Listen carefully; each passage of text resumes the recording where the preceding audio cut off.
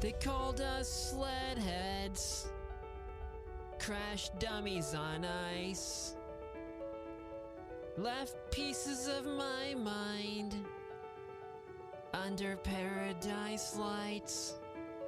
Joe Namath swore by it, so I hopped in that chamber. Hyperbaric prayers, fixing what the bobsled broke. Flying through G-forces like an F-16, 50 times more G's than any Six Flags machine. I be sleeping through them loop-de-loops, my brain cracked on the track. CTE, nightmares and pain, black as night, that thing looked crazy. Michael Jackson inside, now it's my savior, saving my life. Ooh. 7 to 9 feet under, bubbles in my veins from cracks in the sky to pretty rainbow skies. Blue light blockers on, no Zoloft tonight. Dark thoughts still creeping, but I'm fighting the fight. My teammate took his own life. Stage 4 CTE, many suicides, Parkinson's and strokes haunting me. Sled article circle, I checked every sign. Sound, light, and smell, sensitivity all intertwined inside my mind. Isolation creeping, didn't want to leave the house. My mind was a maze, lonely as a mouse. Hyperbaric oxygen, show me the way. Colors came back, my brain woke up. Halos fading from above players' heads. Vision's now clear, my migraine's gone. My boner's still boning, my thinking sharp, my future so near. Breath in the dark, breathing deep again, fighting the dark away from crown to ice, from pain to repair. That chamber became my anchor, my breath of air. Sled had still fighting, but now we survive from death to hope. I'm coming back to life. This is the story and the brain and the pain of William Person. William Person, more than a person. Will you listen to the story and the interview we have here today? With my new friend who melted the pain away with hyperbaric oxygen. Like Joel Namath, throwing Hail Marys. This is the story and brain of William Person.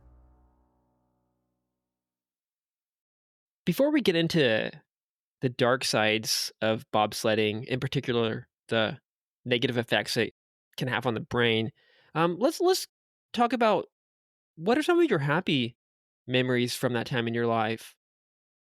From my bobsledding days, oh man, I was an athlete.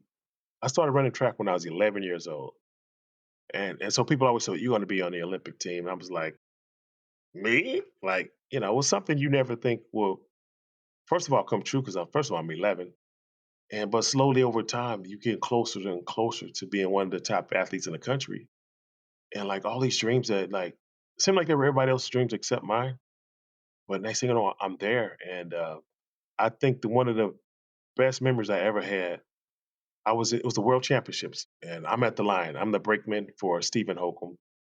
He was my driver that day, and these people were standing around. These were strangers, and they were screaming USA, US. Sometimes they throw your name in there, and I was getting goosebumps. Like I wanted to say, "Hey, wait a minute, time out." I was getting choked up because I never had that experience, and especially growing up in the Midwest, you deal with a lot of more racial stuff. It's so segregated there, and the have sports just totally erased that. What a blessing. It was just such a blessing for me to experience that. But I say that was probably my best memory of competing. What does it feel like to be in that bobsled? And I guess there's different phases of it. You're getting ready to launch, and then you're wrapping around the corners, and then I guess sometimes you're crashing. That's probably not a great experience. But yeah, it's hard for us to probably imagine what it's like. I can think of, okay, maybe it's like a roller coaster, or it's like being in a race car. I haven't been in a race car, but I don't know. Maybe there's nothing comparable to it. But yeah, what's it like? Well, there's one thing on this planet that's comparable to it. It's a F-15, well now F-15 and F-16 fighter pilots. You know when they're flying and then you see them do that bank turn, like that's what the bobsled does to us. So 1 minute you going 80, 90 miles one direction, and now you're going the other direction. And I you can't really explain that because most people have never felt those type of G forces. Since those are only two places to get them is bobsledding and fighter pilots. So when you feel it, it's like the best thing I can kind of mix it with. What's the scariest roller coaster you've ever been on? Have you have you do any amusement parks? No, I love Six Flags Magic Mountain in particular. I'm from Bakersfield, so that was sort of our closest one. Goliath is kind of nice, but there are more hardcore ones. I like Goliath. There's that point in Goliath where you're Yeah, going sideways, and that's where you're feeling the G's. I guess yeah. that's the part I like right after the drop where it kind of turns you sideways, and you're like, I guess those are the G forces there. Yeah, well, so I will say I was told like the fastest roller coaster. I mean, the G's are very small. It's not huge G's. But you compare it to a bobsled, or there's an article that came out called Sledhead. And when they tested the bobsled tracks, there was one they tested in Canada, there were spikes of 84.5 Gs, where fighter pilots are pulling about 15, space shuttle was 3. And they told us we were only pulling 5 Gs, but we're pulling a lot more than that. So it's like you take the scariest roller coaster and multiply that by 50. And that's what a bobsled really is. Like I can take a nap on any roller coaster I've ever been on. Like, first of all, I never liked roller coasters until after I was a bobsledder. Now I feared them. I was afraid of them to be honest. But now I can get on. Well, no, I can't do it now. But back then, I can get on a roller coaster and take a nap. And I literally did that one time. My friends were so sick, and I was just like back there, just like this, riding on the thing. We did like because it takes you up and it does you down, and you do this loop. I'm just like they were over there barely almost puking, man. And I was like, ah. But yeah, that's what it is. Take the scariest roller coaster, multiply that by 50 or 60 or 70. I don't know. But it can be pretty brutal, very brutal. But I guess the negative side of that is it's doing some damage to your brain. So I guess that's what we're here to talk about is CTE. And yeah, when did you learn about CTE? What's the name of it? How do you even say that word? I gotta get my notes.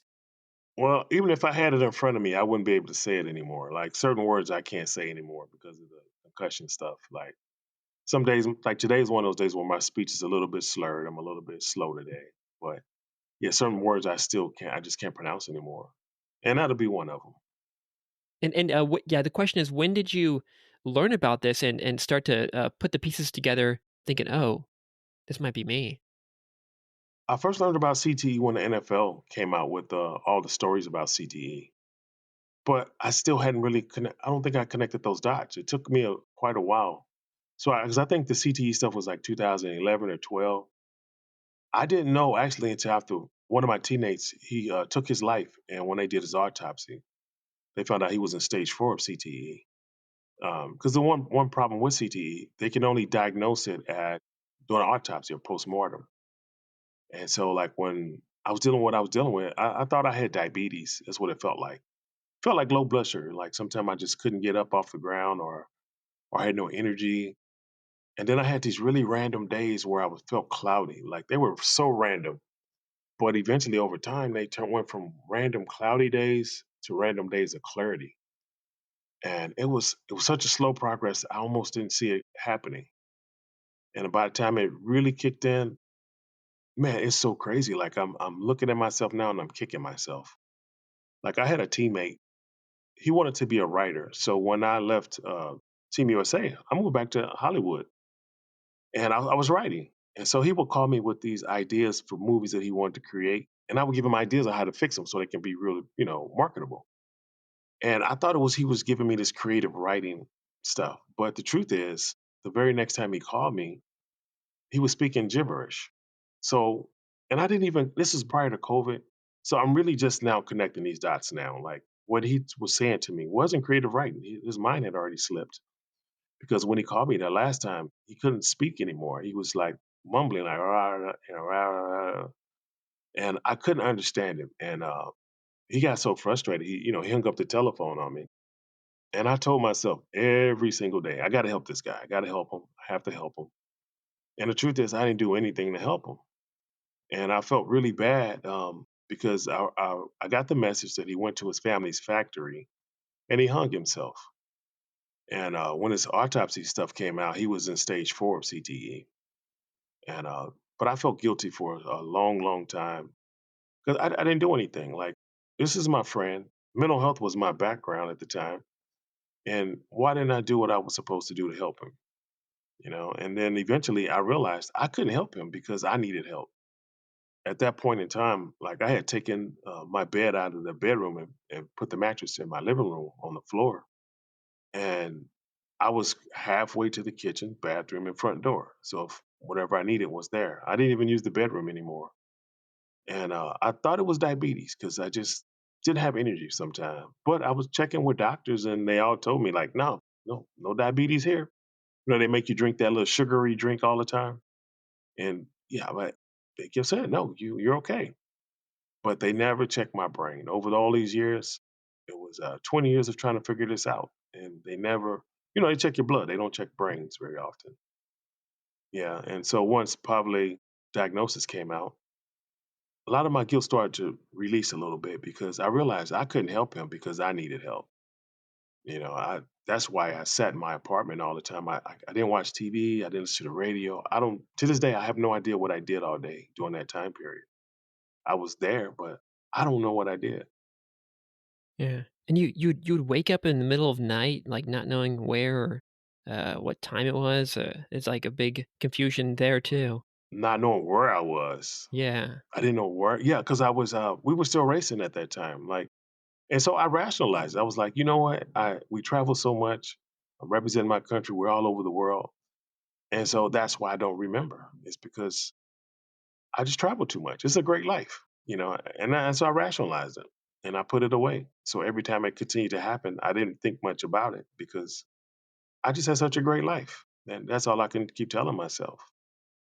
But that's not the truth. Yeah. Yeah.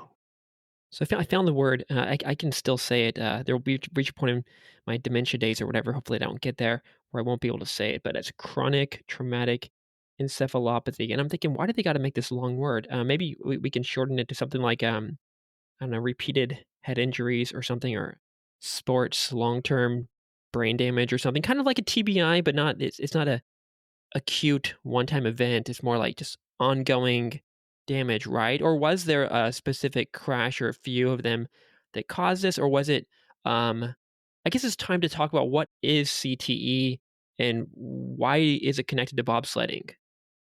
Well, that's a good question. And once I kind of figured out it was related, I'm trying to figure out why and how do we reverse this. So I started reaching out.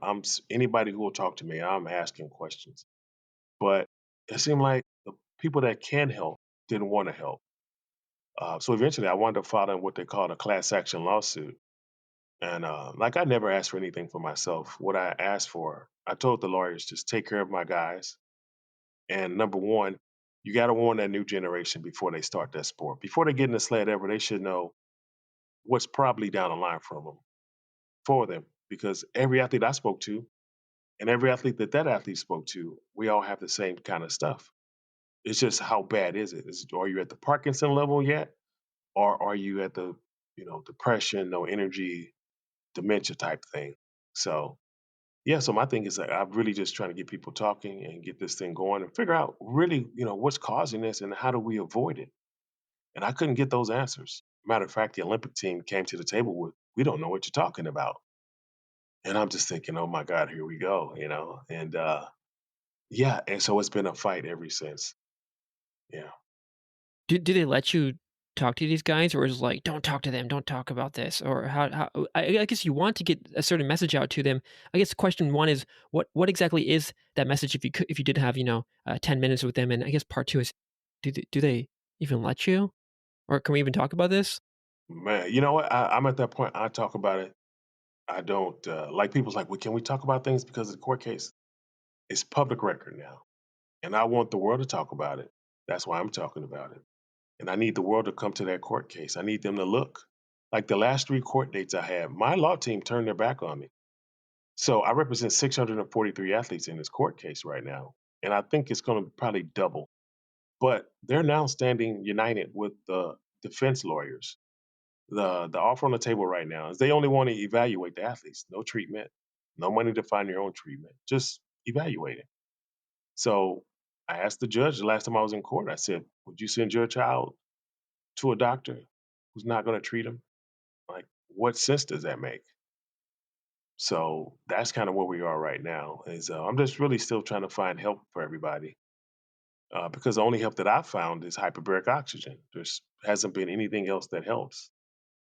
Well, let's talk about that. How did what was your first time with the hyperbaric oxygen chamber like, and how did that help? Oh my goodness, man, it was a lifesaver. First of all, I didn't think it was going to work, and I was afraid to try it for 2 reasons. One, only person I ever knew who had a hyperbaric chamber was Michael Jackson. And he was so eccentric. I was like, I don't want to be in that category. I don't want that. But Joe Namath said he tried it and it reversed his CTE symptoms. But he didn't give us the details. He didn't say what his symptoms were, and he didn't tell us how it helped. So I was still going into this thing kind of blindly, right? So I go to this place and they let me try it for free. Like they didn't charge me. And when I got out of that chamber, like my glasses were slightly tinted because like I'm sensitive to bright lights, strong smells, and sounds, loud sounds. So when I get out of that chamber, I grab my glasses to put them on, and I realized I didn't need them. And the salesman saw me taking them off and putting them back on, and he's like, "What's wrong?" And I was like, "I don't think I need my glasses." And he says, "Oh, you're one of those." And I'm thinking, he's going to try to sell me this $22,000 machine. And I don't have that kind of money laying around. But he was right. Some people get immediate relief. And some people need about, I think, 60 sessions, 50, 60 sessions within 30 days to get that same type of relief. And so when I came out this chamber, man, the whole world looked beautiful. Like the sky was so blue. And I realized then I probably hadn't been seeing colors for a while. I'm still not quite sure on that one or not. But when I came home, like everything was just different. Like I wound up getting another migraine that night. And I really thought I messed up. I was like, oh my God, this thing destroyed my brain. Like, why did I do this? But that's not what happened, like, The migraine and the boner, right? And these hyperbaric oxygen chambers are, they're, I don't know, maybe we can get into the science of it, but let's continue the story. I just had to throw that in there. I knew you were going to anyway. well, I'm glad you said that, so, yeah, that's what happened, like, I didn't panic 'cause I said my brain is doing something different because I got a migraine and a boner at the same time, like, how do you those don't exist together, that's like this is no, nobody has that together. So that was about man, I think I fell asleep on the couch, it was about 9 o'clock or something, like 7 o'clock, 9 o'clock, I don't know, but I remember waking up, yeah, with this just excruciating migraine, and I hadn't had one like that in a while, and so to have them both together, it just I just didn't know what to think. I said, "It's something's happening. Something's happening." So I go to bed. It's about midnight. Get back in the bed. Wake up in the morning. Boner's still there. That migraine's gone now. So I'm thinking like, wow, this is just like I don't know what to expect. But my cloudiness was gone. Like I was cloudy every day for years, and now here I am, like just looking around. Everything's so pretty and beautiful, and I can read and process again. I can do math in my head again. And then I went back the second week and same treatment, and then I was clear for 9 days. So eventually, I bought one, have one in my home now, and so as long as I don't go like 30 days without it, I'm usually pretty solid. It's not perfect. I'll be honest, it's not perfect. Like Joe Namath said, it reverses symptoms. It didn't reverse mine, but it gives me a quality of life. Like I'm not laying on the floor anymore. I can process things. I can read again. There's some things I still like. Today was a bad day for me. I'm a little Matter of fact, I sent you a message. I was an hour early trying to log into your podcast. I was like, I sent you a message. Hey, I'm here. I don't see you guys. But once again, it's just me. I'm misreading things. So, and I knew it was going to happen because I felt it this weekend. I knew it was coming. And I was like, okay, get back in the chamber. But I was so busy this weekend. I was like, you know what? I'll give it a couple more days. I'll be fine.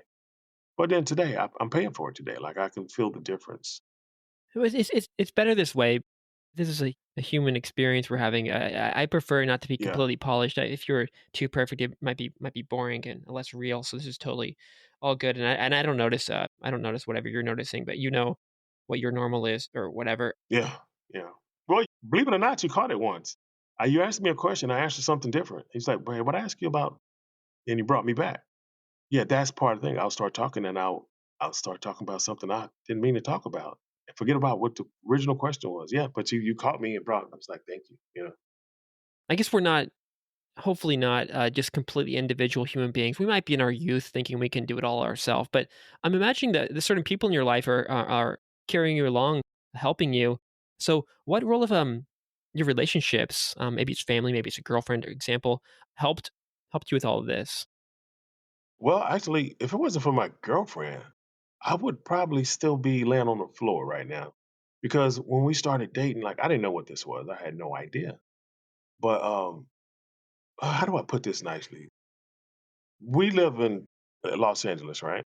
Her family is from New York, and they talk on the phone quite a bit, right? And they talk a lot, and it's loud. They're so loud, like it's driving me crazy. I had just bought a house in 2020 back in the Midwest, and so whenever I get not feeling well, I go back there and just kind of tuck in for a little bit, right? And so this time, my girlfriend's on the phone. She's driving me crazy. The noise. I was like, we need to break up. I'm going back to go relax and just regain my composure, you know. So I get to the lake house. One of my teammates sends me this article. It's called Sledhead, written by the New York Times. And it outlines all my symptoms. It also lines out my like we have at least 4 or 5 suicides of my teammates that's committed suicide already. And then there was a lot more people who've tried. There's Parkinson's, there's seizures, strokes, things like that, a lot of neurological diseases and conditions, right? So I'm reading this article and I get on my knees and I thank God that all the symptoms miss me, right? I sent an article to my girlfriend. She circled some stuff, and the first thing I saw was noise sensitivity. It was the reason why I was there in the first place. I can't stand noise. Then I went, oh my God. And I went back and I looked at that chart. I checked every box on that list except Parkinson's. And then I'm like, oh my God, like now I know what this is. Before I thought it was diabetes. And then about that same time, my last teammate who called me speaking gibberish and took his life, that's about the time his autopsy report came out. He was in stage 4 of CTE. That's why he couldn't talk anymore. And I was at the point where, like, for me to talk, I had to like. It's almost like I'm building the sentences in my head. It's almost like inside my brain, it's in my skull. Like it's almost like I could see the words up there. Sometimes I just can't get them out, or I can't say them, and I'm just like struggling just to kind of pronounce them, you know. And so that's what I was dealing with. So I'm thinking, oh my God, he couldn't talk, and I'm struggling with talking. I knew I was next. And that's when I filed that case to try to get everybody else some help. And the truth is, like, I never asked for anything for myself because I thought I was going to be dead before the case ended. And so I just went on this path of just trying to figure out some stuff and try to be comfortable. And then Joe Namath shows up and says he used hyperbarics, and then I tried it, and it changed my life. But there was so many steps and so many red flags that I missed. So now I really try to just educate people on a lot of those red flags, especially if you know that your loved one has been doing things that compromise the brain, like sports, or maybe had a bad car accident, or because that's the one condition that I've learned we don't treat is concussions. We just tell when I used to tell us to go sit down and don't go to sleep for an hour or two. That's it. After that, there's nothing. And yeah, and so that's why I think these things are just still progressing because we don't treat concussions. I'm gonna put my orange blue light blockers on too. These things are my favorite. I mean, I've had a few pairs. Ah, I've had a few pairs. These are not my favorite design ones, but they're working. They're yeah, stronger. The previous ones they crack at they buy the cheapy ones or whatever, and they break or lose them, yeah. and I know my world would be over because now I'm walking through these streets full of these bicycle headlights and car headlights and all this stuff, and So you sense to the lights too? I'm very sensitive to the lights, and I've talked to other people. First, I thought I rationalized it too, saying it's because I got blue eyes, and then my girlfriend at the time was like, "I've talked to other people about their blue eyes, and it seems not to be an issue." I'm like, "Oh, okay, so it's not just the blue eyes." Also, very sensitive to sounds. Oh, Yeah, so but I've not bobsledded. I've hardly played any sports. But I do have, a family history of, people with bipolar. I might have ADHD. I don't know. So my question here is you worked in this mental health system. I don't know exactly what your role was there, but for many years, I think it's before your bobsledding days. So you interacted with people with bipolar, schizophrenia, etc. And these seem like completely different disorders or whatever you want to call them from CTE or TBI or whatever, but I guess they're all brain issues. Now, looking back on that, I know you can't really answer this. This is more like a philosophical kind of hypothetical, like exploration type thing, theorizing. But have you seen any overlap between ADHD, bipolar, any of these things, and CTE? It might just be like people with these brain injuries from the sports or the military or whatever might develop ADHD like symptoms, etc. Like in my case, I don't know, the sensitivity to light and sound. This is a common feature of ADHD, bipolar disorder, and other things. What are your thoughts on these other classic mental health conditions now that you've experienced all of this? well, I gotta. You said that's a loaded question, and you're the first one to ask that, and I appreciate that question because one of the first things I hear people, well, one of the first things people talk about when they get about in their 40s, the head concussions. They now believe they have adult ADHD, right? I'm thinking, well, did you get checked for that when did that issue come up in your teens, in your 20s, your 30s? Why did it show up now after you had a concussion? So that's one of the symptoms. And I went through the same thing. Like I thought the same thing because I was a writer, and all of a sudden I couldn't write anymore. If I pulled the computer out, I could even start typing anything. I said, I can't focus. What is this? And so I started getting evaluated for it. Every person goes through that same thing. So have you been diagnosed officially or something you can share or No, I've not been diagnosed, and I think it's a lot of people with ADHD type symptoms. They don't get diagnosed, especially as adults, because well, one, they kind of like it. They like their, I don't know, energy and weird version of focus. It's not really the most useful because you get stuck. And maybe, I mean, there are also a lot of people who think they have ADHD and they don't. So there's that as well. But I think I haven't because, yeah, I do kind of like whatever it is. I fear I might just get subdued or something. Like my older brother, he's got bipolar, and he described when he was on the medications. Now he's off them. He's been off them for years. He's been homeless for years. Whatever it is, that's the downside of all that. But he was like, I can't think. My brain's just like zombified, and I'm like, I don't want that. And I think I'm still functional like this. I mean, I'm making this podcast. It seems to be going. I'm working, doing all that. And I've noticed that certain things really, really, really help. And they might help with people with other conditions too, diagnosed or undiagnosed. For example, of course, sleep. Sleep is key. A little bit of exercise, but there's certain supplements that have been helping me a lot as well. I noticed I know you took lion's mane for a little bit. It was not helping you too much, but maybe you just didn't take it long enough, or maybe just not a match for your system or whatever. But that's been helping. Creatine monohydrate's been helping, and I haven't isolated these variables. I should just like take one at a time and A/B test them. But I'm just like tossing different ones in. Ginkgo biloba, cacao, rhodiola.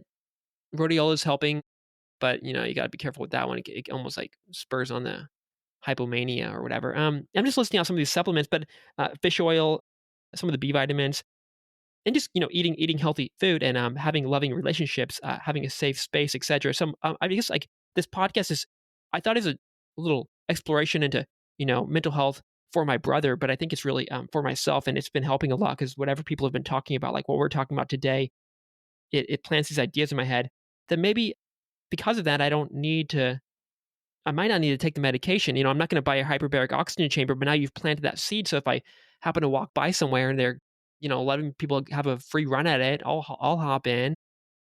But yeah, the answer to your question is no. I'm not diagnosed or any of that. No. So I got one for you. This was huge. Yeah.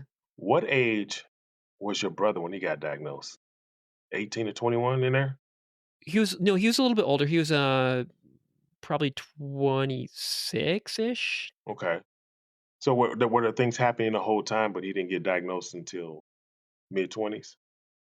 I think it was more of a sudden shift. There might have been things happening the whole time, but it's more certain incidents happening now. The police officers called my dad and said, "Hey, your son's down in Downey or whatever. Well, I don't know. He's just driving his car, and I don't know. He doesn't know where he is, and all this stuff." And it kind of all like unraveled from there. And there were some incidents. I have my little theories, but there were interactions with kind of gangster like people in the days leading up to that. Probably drugs, things like that. So drugs slash I don't know, maybe some traumatic experiences with some thuggy guys could have played a role in all this. But again, there's also genetic things, and he was, I don't know, he wasn't like perfect the whole time anyway. But there was this kind of sudden shift, and yeah, it was a probably mid-20s. Yeah. Okay, well, I say that because Kanye West had a documentary that came out about 3 weeks ago. And I always say I didn't really want to go see it. That guy's out of control, and I don't want to play a part in that. But my girlfriend really wanted to see it. She's what you call a hip hop head. She loves the culture, so she tries to support everything. So we go watch this thing. And my whole life, because I like my first job out of college, I worked at a place in Stockton, California. It was the first mental health facility west of the Mississippi River. So everybody flocked there for mental health. So when I was there, like I met people who were depression, all the bipolar, the schizophrenia. We had people who would come through to be evaluated for. They were criminally insane. They would come through for court, so they would come be with us sometime. And then we had the people who were still walking around back then who had lobotomies. So I cut my teeth learning about all the mental health stuff. Eventually, I opened my own treatment facility for kids. When I was 28 when I opened. I wrote the first ever independent living transitional housing program. So the state had opened me up as a pilot program. So mental health is my thing. I love what I do when it comes to all that stuff. So when I was watching Kanye's video, what I realized is his behavior lined up with CTE and people with concussions, all that outrage and just yelling but I could see why they would think bipolar, right? Because he's up and down. But I always said I don't believe that he was bipolar. I've said that for years. I say he might be schizophrenic, but I don't think he's bipolar. So anyway, I'm watching this documentary, and next thing I know, he said something that made sense. Like he didn't want to take the medicine. Medicine make him feel bad. So before I got diagnosed, well, I still ain't never been diagnosed, but when my symptoms were kicking in, the only thing they would give you to try is Zoloft. And that Zoloft made my suicidal ideas go from a 1 to a 500. And so where I had it under control, where I wasn't going to act upon it, this pills made things worse. So I'm thinking, okay. So I had to stop taking it, right? So Kanye's talking about his pills. He don't want to take the pills. And I know sometimes with those disorders, they'll make you feel bad. But I didn't know if it was making him feel bad or if it was because it's the same thing I was experiencing. So I'm thinking, okay. And then the kicker came when I did the math. He was diagnosed bipolar at the age of 40. I've never in my life seen anybody diagnosed past their 20s. And I'm thinking, okay, well, why does he line up with concussion? He wasn't an athlete. And I said, oh, wow. I remember a song he put out years ago. It was with Jay-Z, and he said, what did he say? He said he had a car accident. He broke his jaw. He said his jawbone was in the back of his mouth. And I said, oh, he had a concussion, a real bad one. And back during that time, they didn't treat concussions. You have one, they tell you to go sit down somewhere and don't go to sleep. That's all they tell you, right? So after I did the math, a late diagnosis, the pills that were making him feel bad, the car accident with the concussion, maybe he was misdiagnosed, you know? And so I came home and I have a whiteboard and I plotted out when my first concussion came, when my red flags kicked in, and when it got unbearable. It was like a 10-year period before it got unbearable. Then at that 10-year part, Then there was another 6 to 8 years where it slowly got just a little bit worse, a little bit worse, a little bit worse. So I matched it up with Kanye's age at 40, and I predicted what year he had his car accident. I said it had to be 2002, and no earlier than 2000. So my girlfriend went online and she looked it up. It was 2002. So my goal is I think he might have been just misdiagnosed because they didn't treat concussions back then. They just told us to go sit your butt down and don't go to sleep for an hour. So now that you asked that question, that I think there is a lot of misdiagnosis because of this condition, because they don't treat concussions here. They never have. And so those things are lingering. And I think hyperbaric oxygen, like I used to run a place in Phoenix. I'm sorry, not Phoenix. Where's that place? Utah. Utah. Yeah, they had hyperbaric chambers there for artistic people, people with different, like, especially Asperger's. They were mainly treating Asperger's, but they don't call it Asperger's anymore. They changed the name on that thing. Yeah, they keep changing the name, so yeah, we gotta keep up somehow. But yeah, some kind of autism. Yeah, but it definitely helps people with these. They've used them to help people with this condition. Yeah, and it's also being used for people with strokes and of course TBIs and dementia, muscular dystrophy, all these like really hardcore brain damage situations. And yeah, I still don't know what I guess I could pull up an image or something. But what does a hyperbaric oxygen chamber kind of look like, or what do you do in there exactly? I think a lot of people hear the word, but we don't. I mean, maybe I'm an idiot. Maybe I'm just the only one. But yeah, what is it? What does it even look like, or what do you do in there? I tell you what, I'm on my laptop today. I'm gonna take you back to see mine if you don't mind. Oh, dang, we get a view of the crib. Man, absolutely, man. I can't live without this thing, man. I promise you, this thing is a lifesaver. It's about 9 feet long, 8 to 9 feet long. Like the size of a bobsled. Yeah. You know what? When I first got ready to get in one, I saw it and I was like, this looked like the reason why I got them here in the first place. I didn't want to get in it. I was like, I think I'm gonna change my mind. Those machines will pumps the air and oxygen and pressure into it. Yeah, and it's a two zippers on the top. I climb in, they zip me, I zip myself up. Now it's two zippers in there, and when you first get in an airplane, you got to clear your ears. Yeah, same thing. You yawn a couple times, it clears your ears. And then normally, when I first started using it, I was so weak. I'm so weak. I couldn't. If I sat down anywhere, I was going to sleep. So when I got in there, I cleared my ears a couple times. I usually fall asleep and I wake up when it's time to get out because I'll set a couple alarms. But yeah, that machine right there, priceless. It's priceless. So what is it doing? Is it just pumping lots of oxygen into your brain, your heart, clearly your genitals, etc.? Do you know what it's doing? And now I imagine you must have gone into the research after experiencing the profound effects. What it does, it makes your body think that it's 7 to 9 feet underwater. So your blood turns into a gas. And that gas can get through all the blockages. That's why if you have a stroke, they'll put you in there because it'll allow that oxygen and blood to get up to the brain now.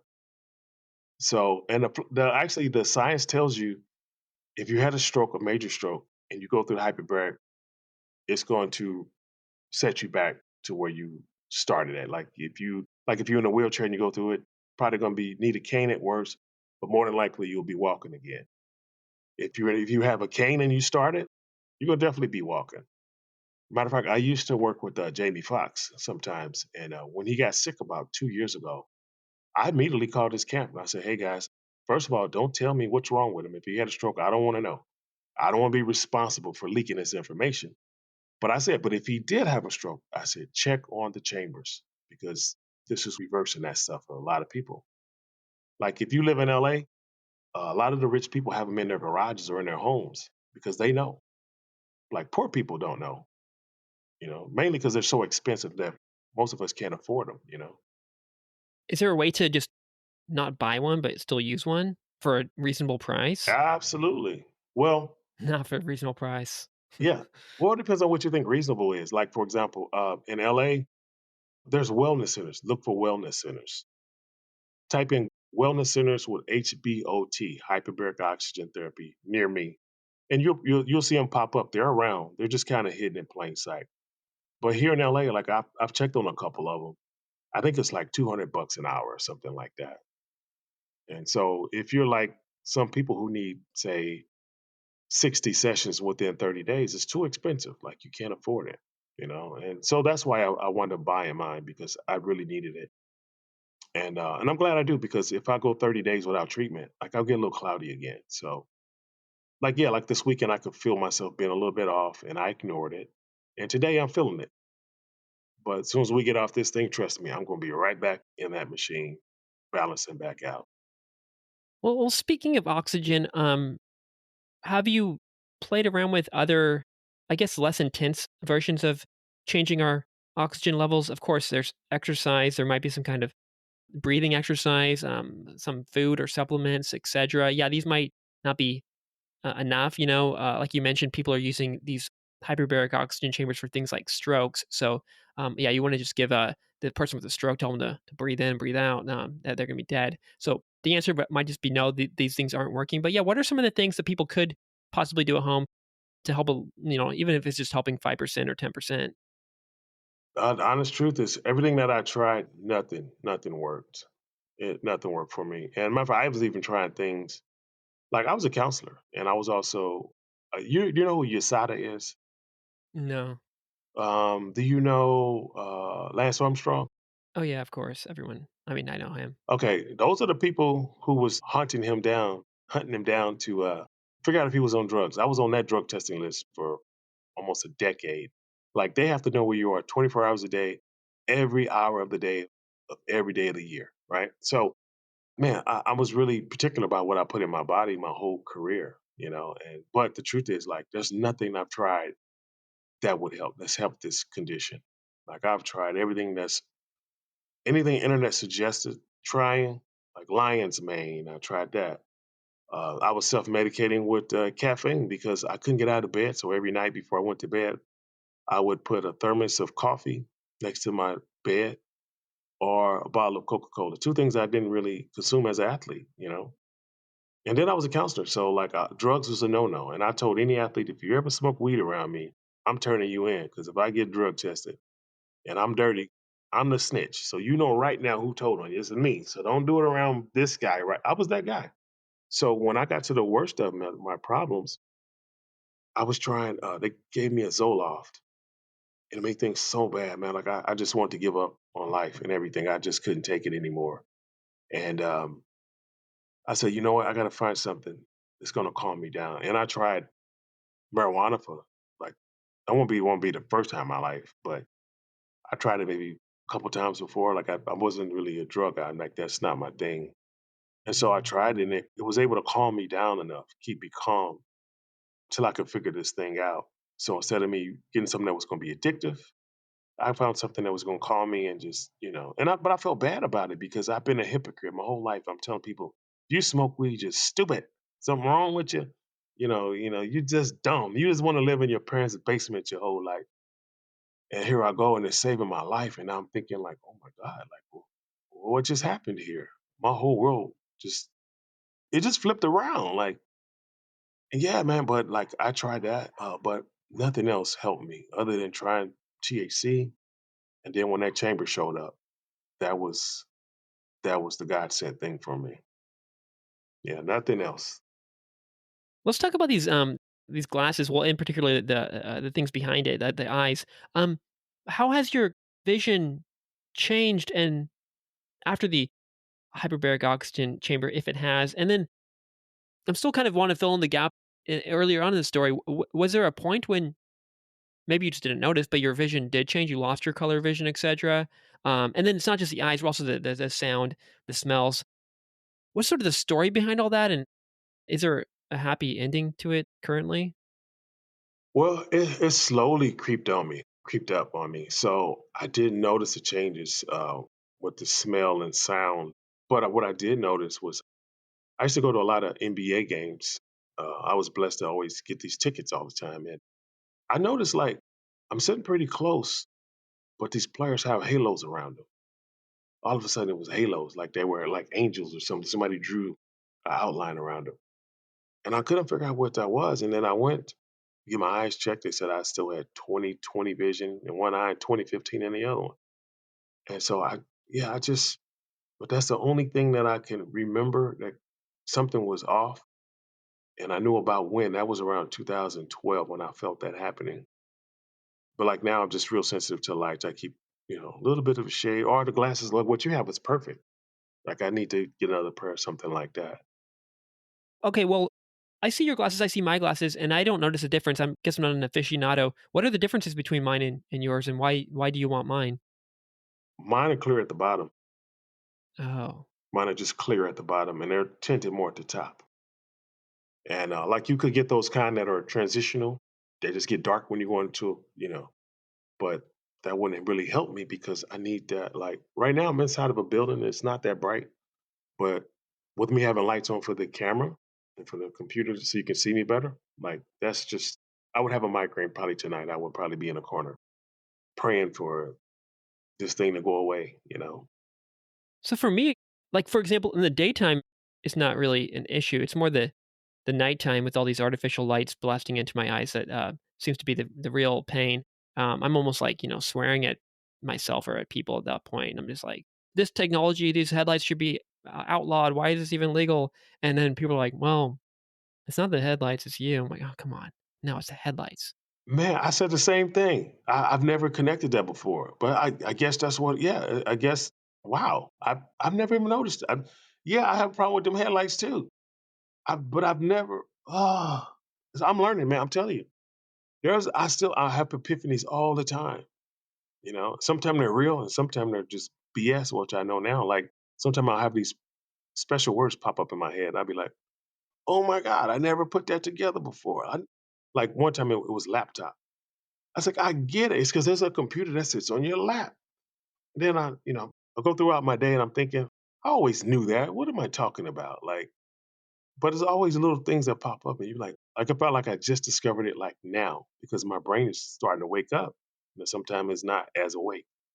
Yeah, there's all kinds of things like that. Like when I was a kid, my mom would make these deviled eggs, and I was must have been 30. I was still calling them doubled eggs. I thought it was doubled because you cut it in half, and I got double. But I looked it up, and it's like deviled. Whoa, hmm. Okay, this is a bit disappointing, but you learned something new. All kinds of things Yeah, like that. yeah. Yeah, yeah. Oh, but my question there is, yeah, for me, a clear, I guess, enemy is the headlights, bicycle, car headlights, advertisements, that are on some lit up billboard, that kind of stuff, the phone, these artificial things. But I think you, just like how you noticed the difference between my glasses and yours, you probably also notice the different lighting, the way it affects you from different objects and things out there in the world. And is there anything during the daytime that is affecting you? And what are some of these other night demons out there for you? If you've sort of pinpointed some of them individually, or is it just a general everything? For me, I guess in the daytime, I've never noticed that before. I guess at nighttime, I really have the most issues with it. But also, one thing that I've noticed about people with CTE, a lot of us, we begin to isolate. We begin to hide. We don't leave the house that much. We don't want to leave the house very much. We almost have to pull us out our house. So maybe that issue might not be an issue during the daytime, but then let's say if you do something, go on a date or go to the movies, go to dinner. Now it's gonna be a nighttime thing. So now you're gonna start dealing with that extra sensitivity issue stuff. But yeah, like in the daytime, I guess I don't really have that problem because I don't like to leave the house. And that's one of the biggest issues with people like this. We become a recluse. So nobody's watching us go through what we go through because we're just in a corner hiding somewhere. And that corner is your apartment or your house or whatever it may be. We stopped being social. We probably was the life of the party before all these stuff started to kick in, but now we don't want to do anything with a party at all. It's too loud, too much people, too much stimuli. Yeah. No, yeah, even for me with my milder, symptoms, my friends will invite me out, and I'm just like, "Ah, it's not worth it. It's already 7 p.m. I can't do it, you know?" Because they're always partying in the chaos, and it's just designed for, like, not for people like you, or even for people like me. But yeah, when I was 20 something or whatever, I could somehow I wasn't as sensitive. I guess this is part of getting older. Well, it's not. No, it's not? It's not. No, no, that's where we get in trouble at because Yeah, all this rationalization, we keep rationalizing things. It's my blue eyes, it's my yeah, travel schedule, it's, getting older, but yeah, we like to, make sense of the story, but oftentimes we're just making stuff up. It's just pure fiction. Yeah, people used to tell me all the time. Like I'll tell somebody like, "Hey man, I'm going in the room and I can't remember what I'm going in there for." I'm talking to my parents or something like that. And like my dad, he's of course almost 30 years older than me, 20 years older than me. Well, probably 27, 28 years older than me. He said, "Oh, I do that too." Or if you tell anybody that, people will always like they'll confirm that happens to them too. But they're not saying, "Okay, well, I have vertigo, I have migraines, I don't know where I'm at sometime." So so they'll take that one part that you said and be like, "Oh, I deal with that too." So they'll help you minimize what's really going on. But so sometimes I wasn't talking to the right people. I should have been talking to more doctors, but they were missing the boat too. Like they always check my blood. They never ever check my brain. Even when I started understanding what this was, I would take the articles that were printed out from the internet and I had to show them to my doctors. Like, tell them, hey, my teammates are dealing with this. I'm sure this is what this is. Now we got the same symptoms, and I showed them. Like that's how I had to. And there's still really no help for this thing. Like they're just like, you're just gonna eventually just fade away here, buddy. Or you don't really have that. You won't even know that until you die and they check your brain. No, I know that now because I'm living it. Just like the young man who went to the NFL office. They said he didn't play in the NFL yet. Well, he said he had CTE. He shot these people because he said he had CTE. He purposely shot himself in the chest so you can check his brain. And it came back last week that he was right. He had CTE, you know. You know, I'm talking about the guy who he went to shoot up the NFL office in New York and he left a suicide note said he doing this because he has CTE, you know. And everybody they're just said like how does he know he have it? Well, once you know, you can't unknow. Because it took me forever to connect these dots. But once I connected them, like if you look at my back wall, you see that picture right there? It's like a picture of a skull inside of a helmet. It's X-rayed. Like I had things hanging up like that. So I would wake up and not like I didn't know what day was. I don't know. I couldn't tell a Sunday from a Friday. So every day I woke up, I look at I had a little blue book on it was like a daily planner. And it would tell me, I'll know, okay, now what's Monday to whatever day it is. And I look at it again and tell me what month that we're in. Because I was stuck between, like I said, stuck between January or it's August. It's always the same thing. So every day I woke up, I already knew I didn't know what day it really was. So I start the day with looking, figure out what the day is. Then I had this whiteboard I put out in my living room. I go check that, and it'll have all my schedule on it. Like I'm writing all over my walls of my apartment. It looks ridiculous. It reminds me of the guy that movie, A Beautiful Mind with Russell Crowe. Like I was doing that kind of stuff, and I still hadn't connected the dice. It's just I'm telling you, once you get to that mode and it kicks in, It's kind of scary. it's like, Like, were you scared, or were you just like, oh, this oh is man, this is scary normal, as the or how did you word. feel at that time? I was never fearful. I just wanted it over. Even before I figured out what it was, I just wanted out. I don't want to be here no more. This is it. Like, like God, either you save me or you let me go. It can't be both ways. I can't keep living like this. You know, yeah. Like my daughter was getting married, and she told me when she was getting married, and then she postponed it. So I had money waiting for her, like when she needed, like And then she told me, okay, I'm gonna postpone it. And when I said, okay, when you're ready, give me a heads up ahead of time so I can put money away and be ready. So then she said she told me when she was going to have the wedding. I don't remember her telling me. And so like I didn't put that money away for her.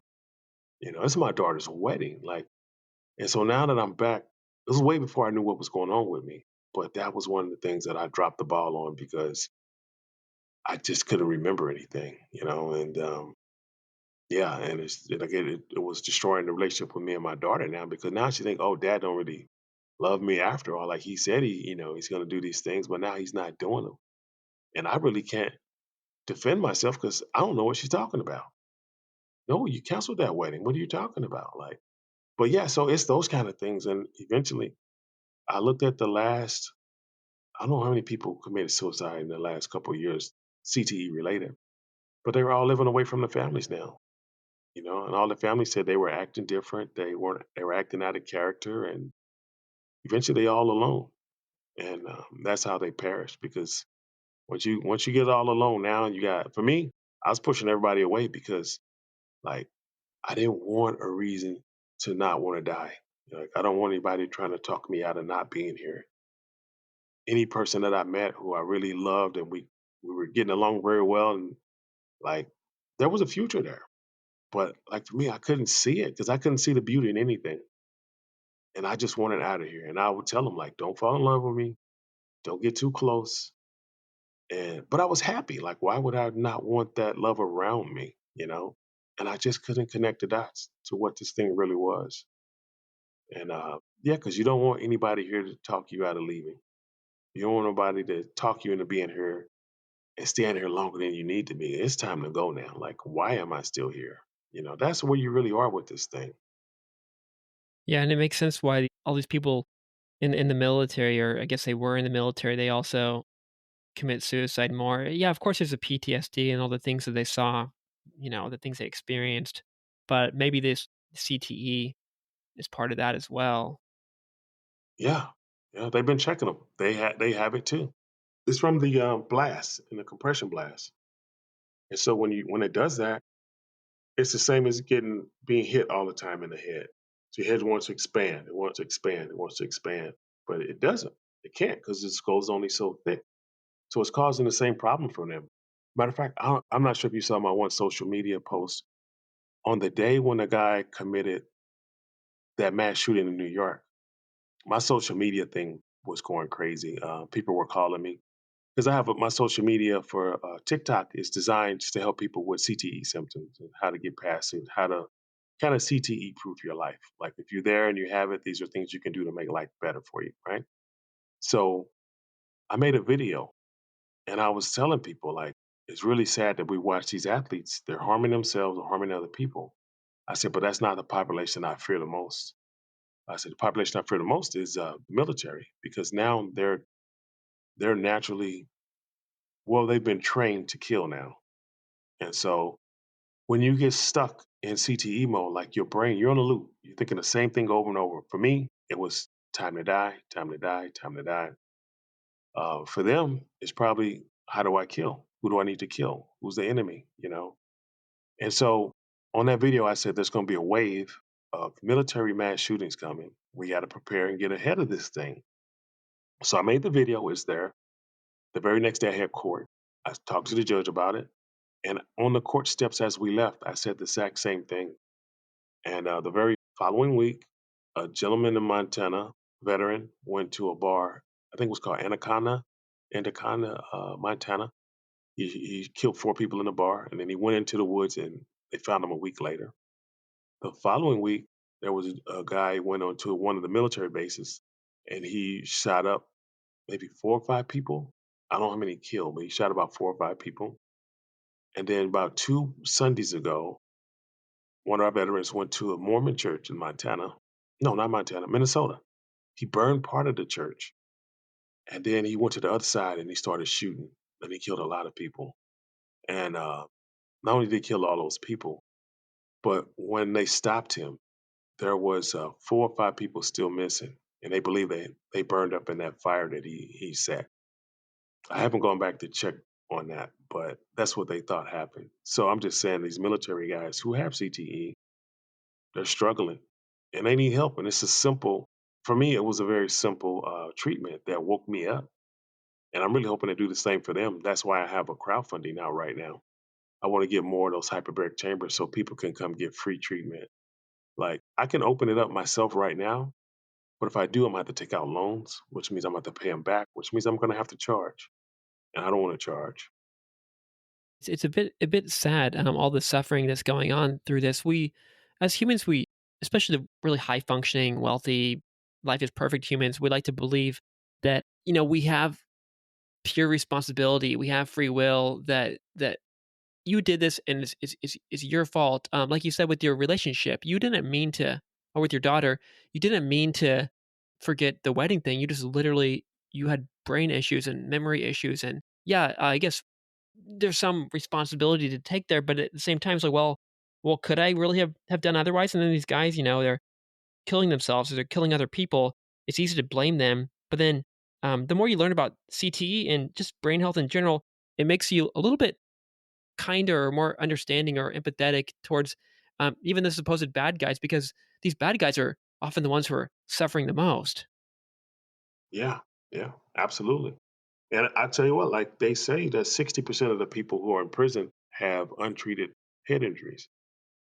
I believe it's a lot higher than that because if you're in prison, more than likely you've probably been doing a lot of physical fighting in your whole life. So how many times have you been punched in the head or kicked or, you know, maybe a few people jumped on you? You just don't really know.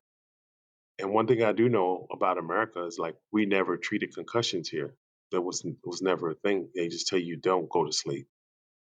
And because they do that, like I've had a lot of injuries as an athlete since I raced from 11 till I was 36.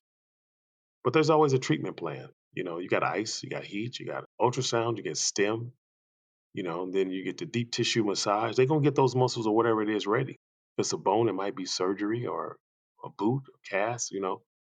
The brain, they just tell you to go sit down and don't go to sleep for the first 2, 3 hours. That was it. So now you have all these people running around with the same problems because we never ever addressed them. Back to the sensory sensitivity, we talked about the vision, but sound for me is even more annoying or more intense than the vision thing because the sound is there all day, day and night. Every little thing can be distracting or annoying or just pain. But I mean, I guess there's earbuds. I guess you could use earplugs. But my question is, have you found any things to help with that?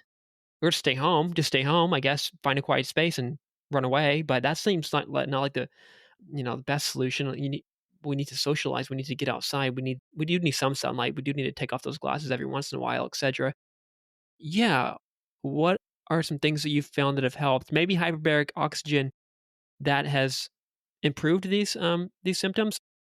But aside from that, or with that, what do you do with that with your hearing? Well, the hearing part, like I went to see a movie. I love going to movies. That's my thing.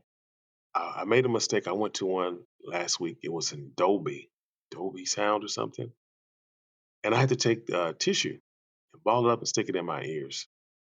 And I was watching Leonardo DiCaprio's new movie. I forgot what it's called, but same old problem repeated. But I don't forgot what it's called. It was a really good movie though.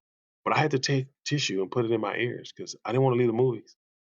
And another thing that helps me is like when I started this journey. Like if you look at all my Olympic time pictures, or even after that, I was bald until COVID. Like I didn't have hair. I've always buzzed my hair off, and so now my hair is so thick and long. And like it covers a lot of the sound now, naturally.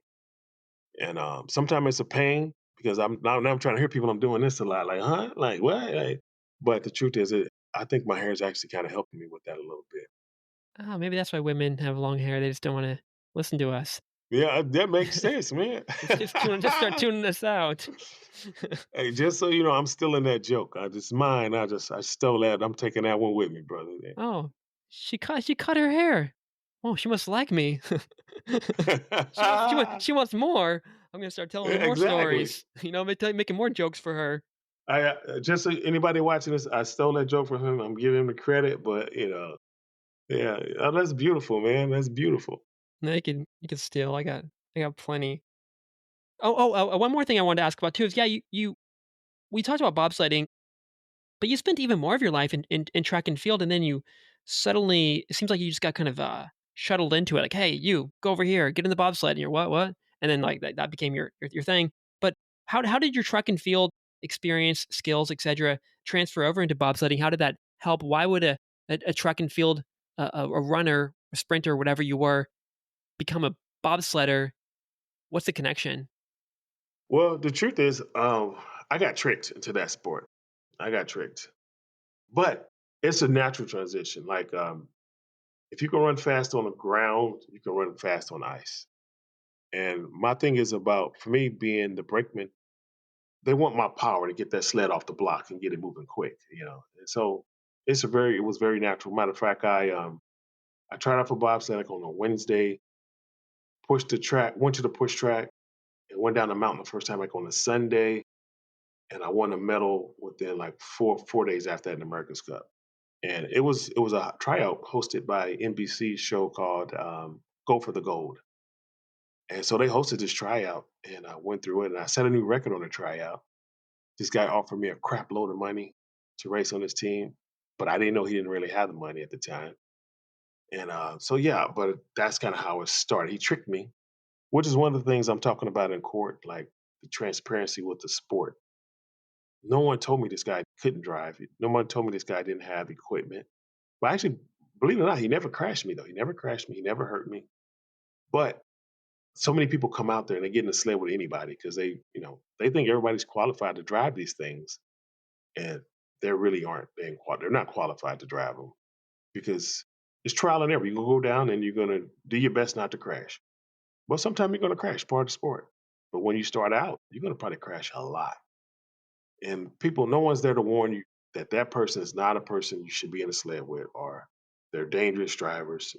And that's part of the transparency with the sport that I'm trying to change in court. They need to put something in place for that. And not only that, like if you do crash, okay, how do you handle it afterwards? How do you handle the injuries? So I'm trying to recreate the sport so it makes it safer. And it's just sad that I had to go to court to do it. Like I would rather not. There's a lot of other things I'd rather do with my time than to be doing this one. But yeah, it was necessary.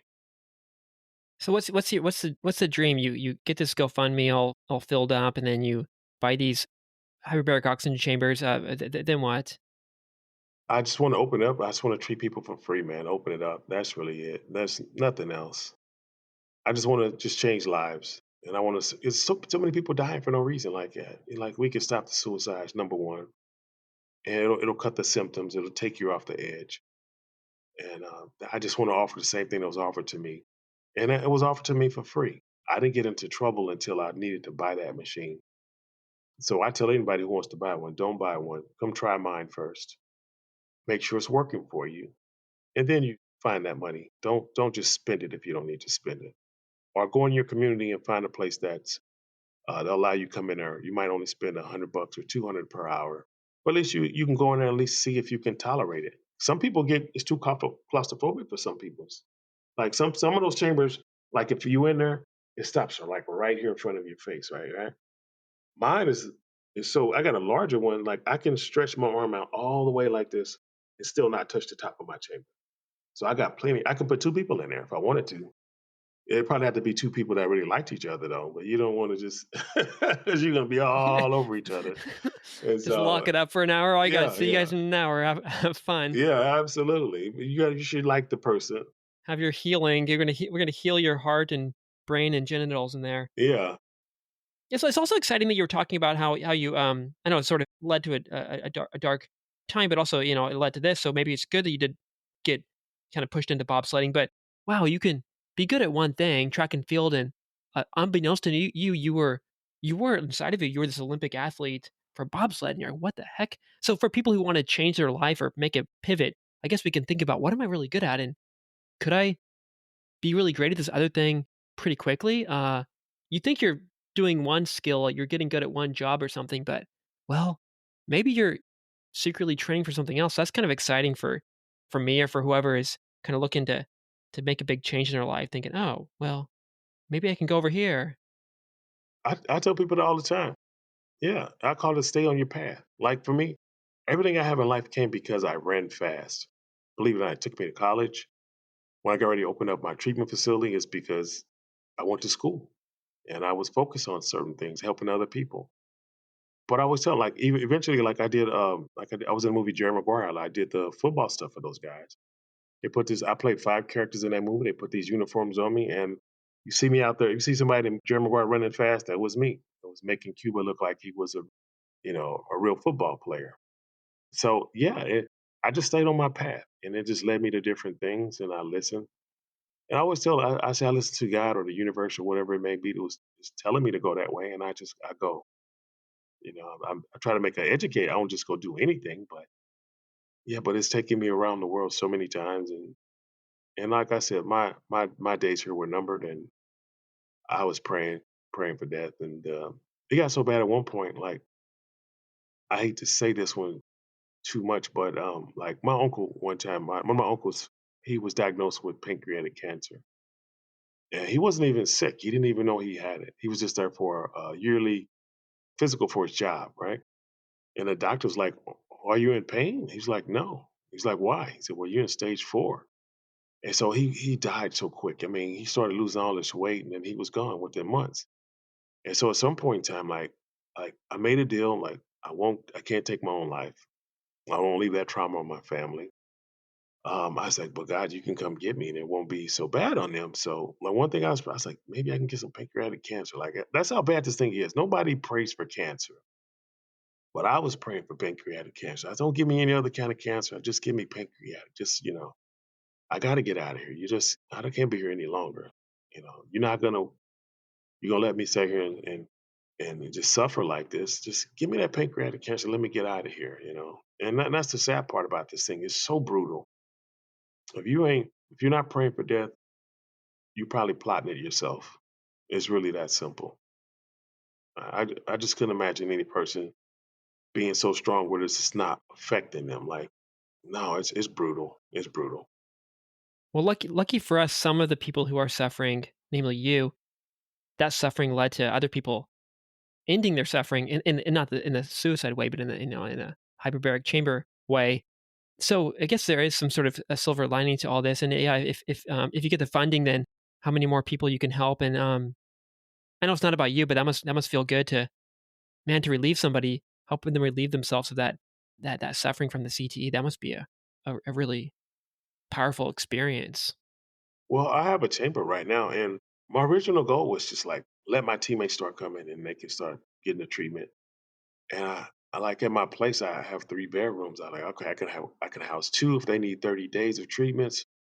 I can help 2 people per month. And then I was talking with my publicist, and she was like, "Well, if we do some partnerships and we can get you a bigger chamber, what if you had a 4-person chamber?" I started doing the numbers. I was like, wow, 4 people. If I'm open 8 hours a day, that's 32 people a day we can help. And you do that if we open 300 days a year. I mean, that number just grows and grows and grows. And so that's why I pivoted. And so my original was just to help my teammates until I found the military guys struggling, and then a housewife who been hit in the head or fell down and hurt herself and who needs it.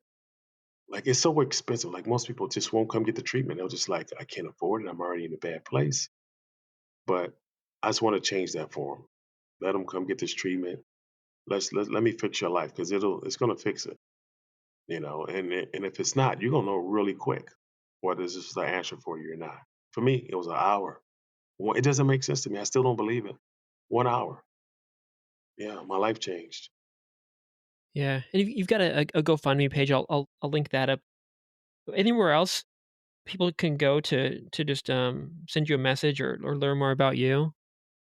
Well, the biggest place to find me is on my TikTok channel. Is one man with a chamber, or just type in my name, William Person. Everybody's a person, Person. You'll find all my social media. Send me a message. I have people reach out all the time. Like the internet made me out to be this CTE guru because of my case. But I tell people all the time, I'm not this hero. I'm not the guru. Like I only know about this because Joe Namath was first, and he spread the word, and I took it, and it worked for me. So I'm gonna continue to spread the word. But that dude is the guy who saved me. That guy who's responsible. If it works, he's responsible for saving you too. So matter of fact, I left a note for him one time. I sent some message to his camp. Originally, I called him and I spoke to somebody who answered. I forgot who it was. And they said he got the message. They said, what can he do to help? I was like, nothing. He did it already. But like I wish I had his notes though. I wish I could get his notes and figure out exactly what he did, how many hours a day, what else were you doing in that chamber? Did you do anything else to stimulate the brain? Because I'm working on doing that stuff now too. But I didn't have the guts to ask him for nothing else. Like you saved my life. You gave me life. But it would be nice to team up with him and keep his agenda going. Because man, there's a lot of people reaching out now and they're getting help and they're getting better. I'm getting the messages, trust me. They're showing up. But the one thing people have to look out, if your loved one is not acting like themselves, that's the number one thing, not acting like themselves. And doctors don't know why. You have to do the research. More than likely, it's probably somewhere along the line there was a head injury, especially if the symptoms that line up with CTE. There's a head injury in there somewhere. and you just got to get them some help. But sometimes traditional doctors won't help you with that. They'll give you some pills, but this thing is not a pill. I'm not, you know, and most people they get that permanent relief. I just, for me, I don't get the permanent relief, but most people do. I'm just not one of them. But I'm a lot better off than I was. Yeah, like I said, I couldn't talk very much 2 years ago. It was a struggle, and I'm so blessed. But yeah, find me. I'm sorry. Find me on my social media. One man with a chamber. I'll show you how to help your loved ones. And my TikTok channel is really set up for the loved ones because most athletes are not going to see it on themselves until they're already in destructive mode. And if they're not in that mode already, they're not going to notice. They're not going to see it. Only you can save them. So find me and I'll help you. Well, thank you so much, William. You taught us about bobsledding, of course, but then CTE and hyperbaric oxygen chambers, and most importantly, putting this head injury thing on our radar, putting this sort of warning into our brain of like, oh, well, this could be you or somebody you love. So yeah, thank you. Hopefully, this conversation helps at least one person. Yeah, yeah, absolutely. It definitely will. Yeah. It's a lifesaver, man. I really, it really has saved my life. And I'm just here to pass it on.